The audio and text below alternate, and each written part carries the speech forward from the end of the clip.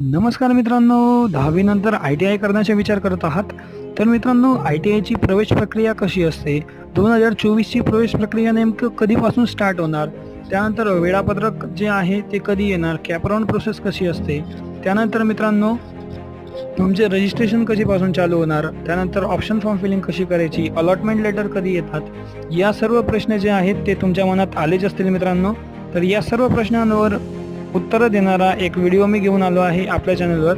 मित्रांनो, व्हिडिओची लिंक डिस्क्रिप्शनमध्ये दिली आहे. फुल व्हिडिओ आपण त्या ठिकाणी जाऊन पाहू शकता.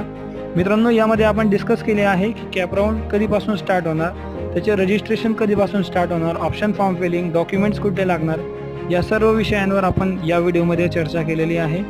तर मित्रांनो, फक्त आणि फक्त टेक्निकल इन्फो मराठी या चॅनलवर आपण घेऊन आलो आहेत. तर अशाच प्रकारचे नवनवीन व्हिडिओसाठी आपल्या चॅनलला सबस्क्राईब करा. Thank you so much. धन्यवाद मित्रांनो.